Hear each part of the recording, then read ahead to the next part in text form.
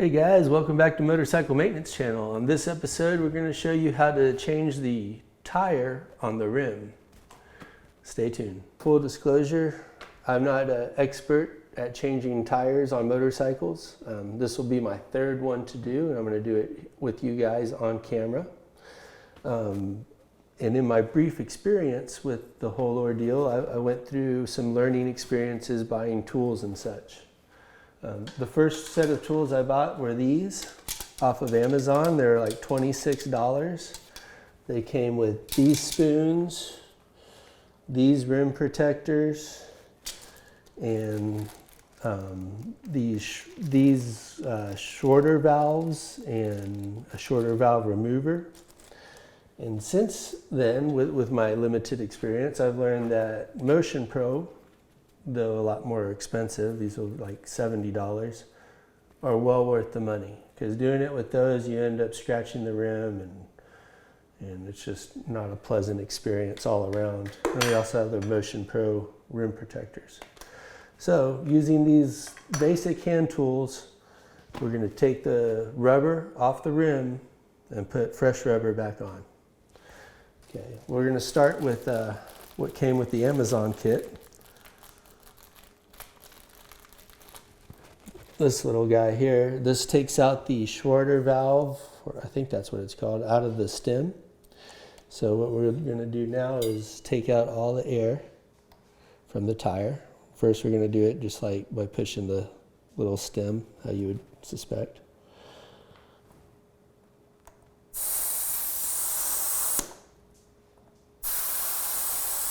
And you can do this with like a pen or a needle or whatever. So the PSI now is pretty low on this thing, and the air is barely coming out. So now we're going to flip it around, and there's this little piece like this that it's going to grab both sides of the valve on the inside, and we're just going to kind of unscrew it. There you go. Now it has a lot bigger opening. Now you can reuse this, but it's recommended not to. Luckily, our cheap Amazon kit did give us some replacement ones, so we'll put a fresh one in there. But I've reused them before without issue. All right, now we got all the air out of it. We're going to get our rim protector. And with the forked end one for Motion Pro, we're going to use that to push down the tire and get underneath the rim. And this one we're going to use on the other side. Now you want the label end facing upward where you can see the marks on it. And then we'll just kind of push down. And it might pop off, that's okay.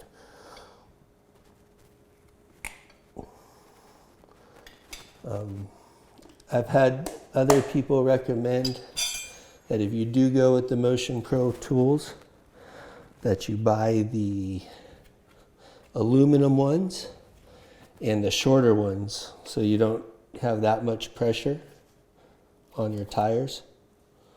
I think that's a good idea. If you do get the longer ones, the steel ones, which I did because they're cheaper, just keep in mind that they are longer and you don't want to put too much force on your tire because you don't want to scratch anything or break anything. I know that with these longer bars you are having a lot more force with the leverage that you can get here. And what this does is it breaks the bead. There we go, it broke. And just like that, you kind of want to like work your way around. If it doesn't break right away, don't try to keep messing with it too much. Just go to a different location and try again.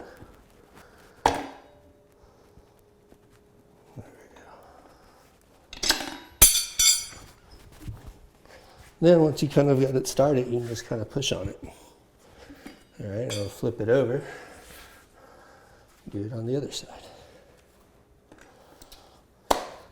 So if you go to the tire shop, they'll use this giant, hydraulic press thing, and they'll do it for them real fast.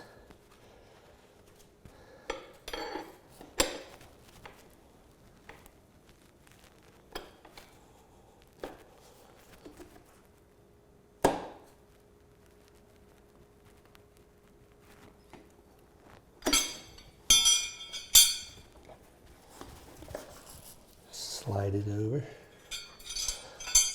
I've also, from one of my tire expert changing buddies, he likes to, instead of using these, use oil, cut out some oil cartons, because they slide a little bit better. And I think it's a great idea. I just haven't gotten around to butchering my oil containers yet. So we're just going to use the Motion Pro one for now.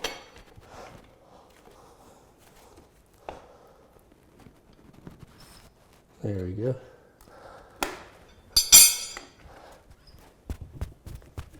All right, now it's broken on both sides.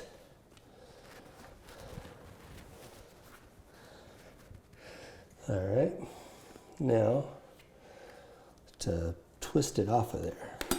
So back to that. We're going to flip it around and use this side now to kind of pry the rubber off of the tire.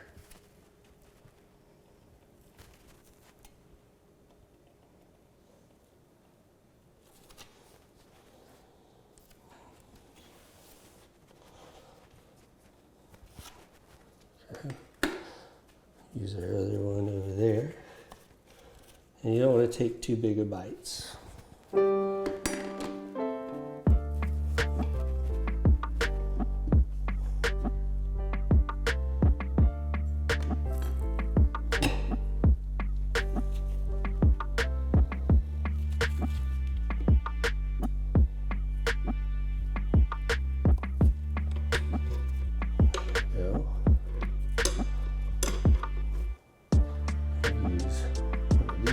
Since we have them, just kind of work our way over to the next side.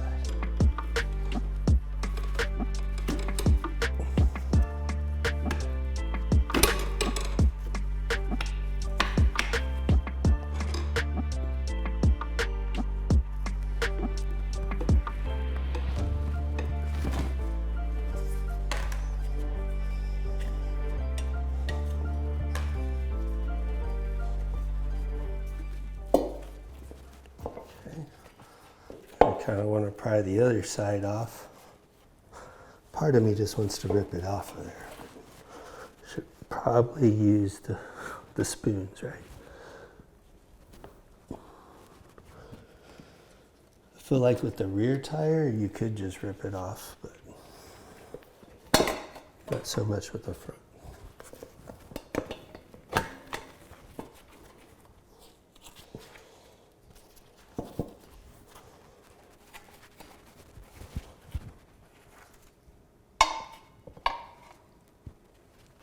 Okay. Well, luckily I did not scratch the rim. There we go.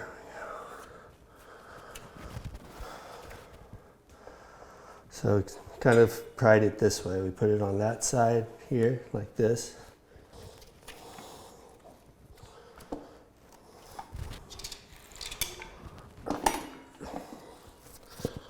Let's get back to that position. Oh, my loft just fell.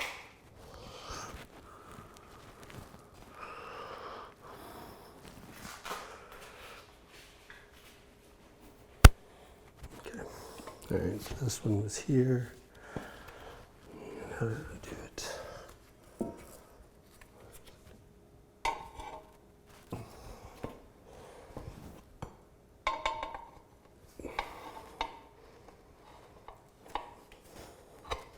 There we go. Okay, so back to take two. Okay, so we have it here. Get the other pry bar, kind of sneak it in this way. push it.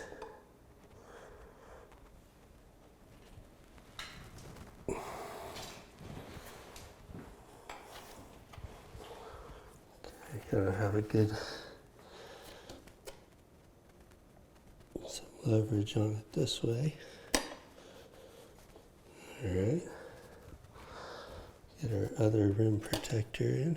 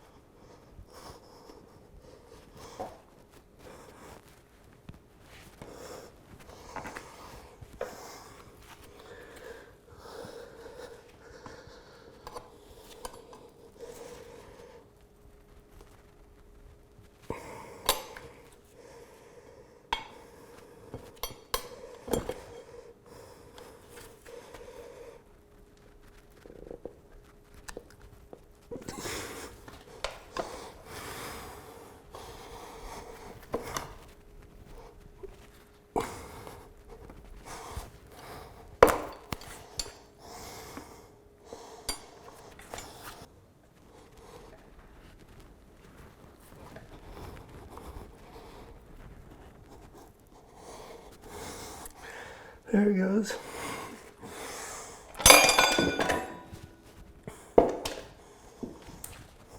There we go. And it's off. Remember to use your rim protectors. So now we got our old tire off the rim. You can see by the date here, which is 43 indicates the week and 15 indicates the year, that it's time for this tire to go. We're now in 2022.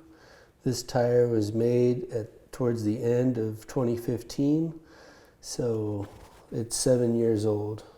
These tires are typically only good for 5 years. Then it has some flat spots on it and some bumps, so it's just time to put fresh rubber on it. Our new tire was made earlier this year in the 13th week of 2022, so it's ready to go. We're going to find the arrow here on the spoke of the rim, which indicates the direction in which the tire goes. And we have an arrow here, which also indicates the direction in which the tire goes. So we're going to want to match that up. And it should be to where the tread is opening out and kind of grabbing the road. It might seem that it should be this way, but that's not correct. You want the tread to kind of open out and part the water. Next, as we learned from our good friend Fabian, this is the light spot of the tire where they put this little yellow dot. We're going to match that up with the valve stem, which is kind of the heavier spot in the rim.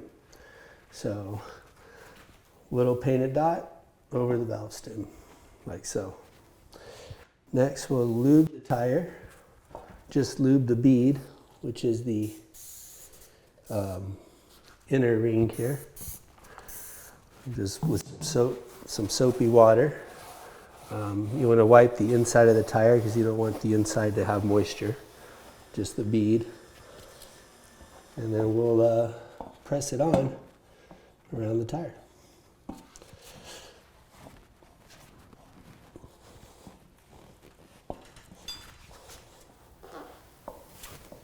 There we go. Just kind of slide it on there.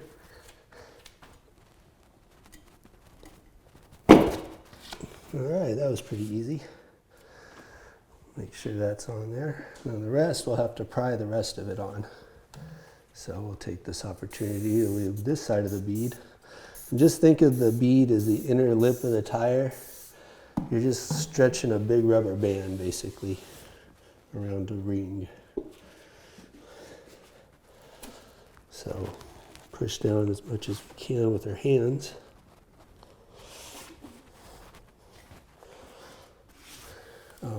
If you have a bead buddy, it'll help keep it down. We don't, so we're just going to use our knees.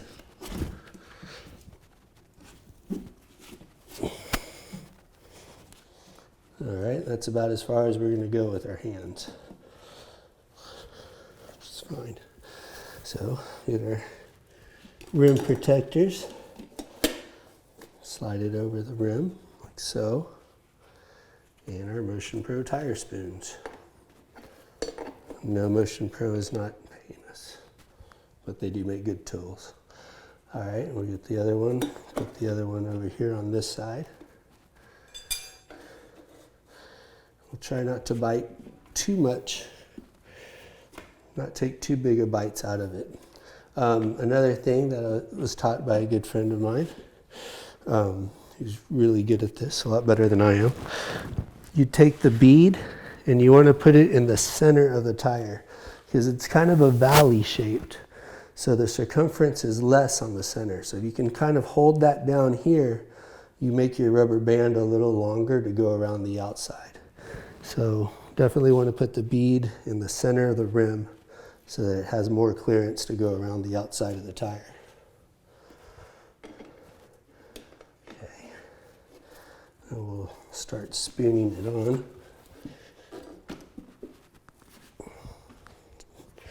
So just use your knees. Helps if you have blue jeans too. I'm going to use my bare knees, but if you have blue jeans on, probably better.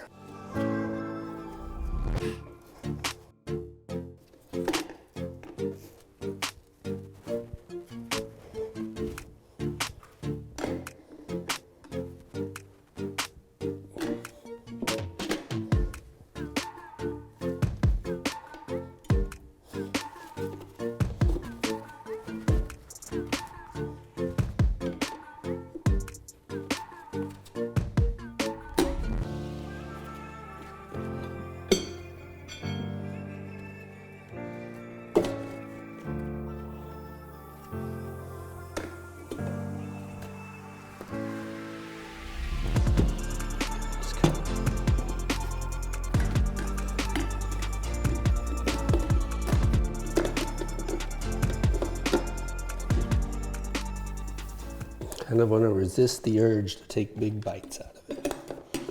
Slowly work your way around. This is where my buddy said the other, his homemade rim protectors made out of oil cartons are superior than the Motion Pro ones because they are easier to slide around. All right, so I decided to use the trick I was mentioning earlier that was taught to me. I got an oil container and I cut it to make a rim protector out of it. It's just a little bit thinner and it'll allow me to get in there a little bit more and then move it around. I'm going to try this out.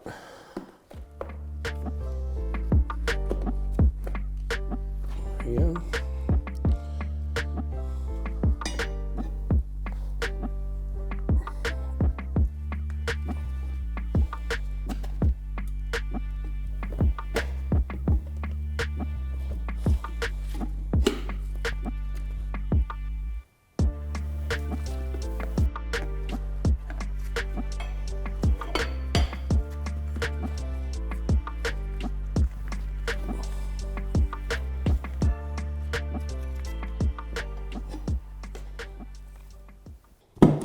Got it. Good job. Thanks, AJ. All right. And it's on there. Kind of, right? Now we're just going to put some compressed air in it and get it to pop the beads out. So you will need an air compressor for this, or at least an air pig. Sometimes I like to kind of beat it a little too, just to kind of help it regain its regular shape. Well, I guess I also forgot the trick of leaving it out in the sun. Sometimes when they're warmer, it helps go on there easier. Also, if you have a hair dryer, you can heat them up that way. But it's ready for air. So let's put our shorter valve back in there. Looks like this. The little rubber side will go down and it'll just screw in. And it's not on there very tight at all, so don't hulk it down. Now we're going to fill this up with air.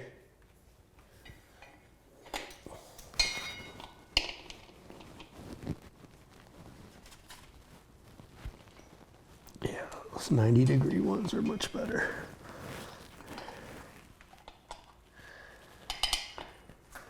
All right, there we go. And this will be loud. This will be like a gunshot, so don't, be surprised.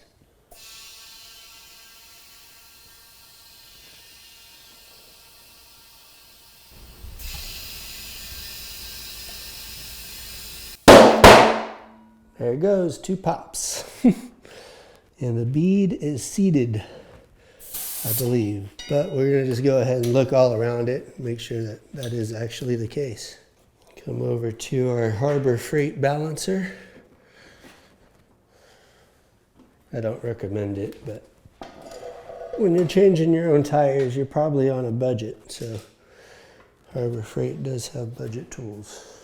Stick our little tire balancer thing through there. Come in it the other way with the other side.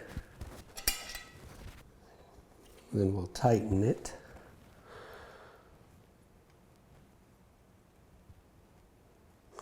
And I didn't take the old weights off because a lot of times the tires don't change too terribly much. Some guys don't even balance their tires. But for the purpose of this video, we're going to balance our tires. And the way this works is just the heavy end's naturally going to sink to the floor. And that's how we'll know where the heavy end is.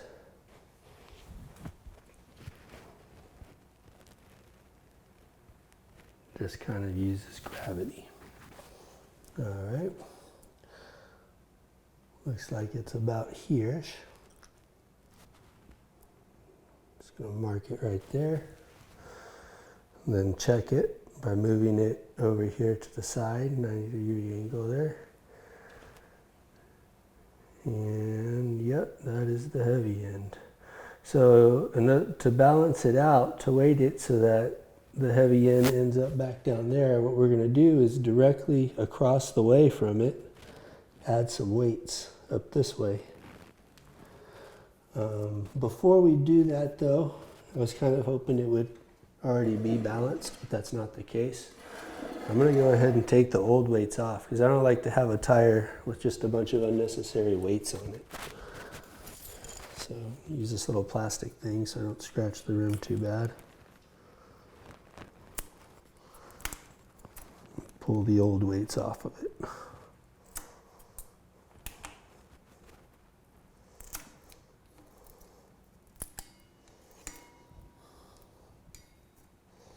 And of course, this might also change where my heavy side is of the tire is again, but that's okay. I was kind of just being positive there and hoping it would be balanced as it was before. Just to make sure it's completely weighted, I'm going to put a cap on there. I'm sure that doesn't make too much of a difference, but all right. Let's see where the new heavy spot is.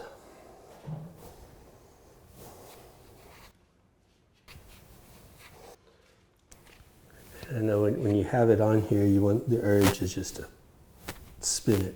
But if you do that, you'll be waiting a long time for it to figure out where the heavy end is.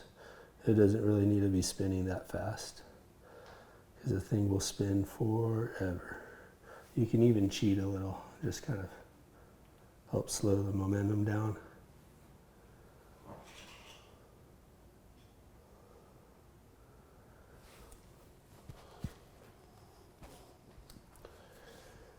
All right.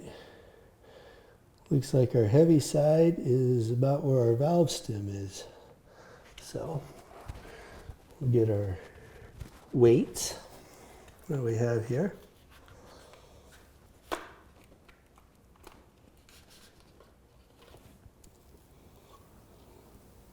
Looks like they're in little 1/4 ounce segments.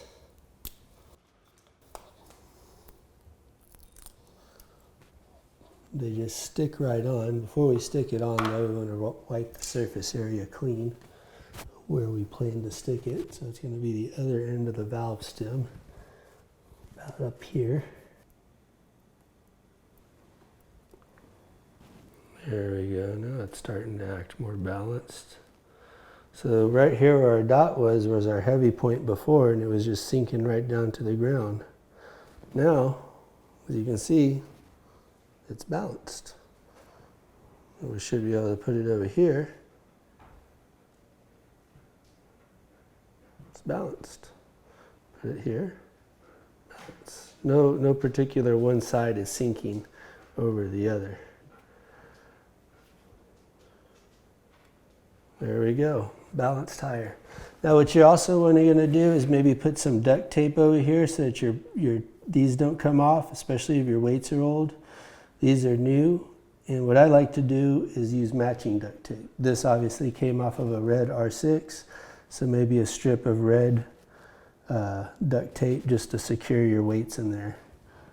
And it looks like we did better than the previous guy because he used 5 1/4 ounces, or 1 1/4 ounces. We only used 1 ounce.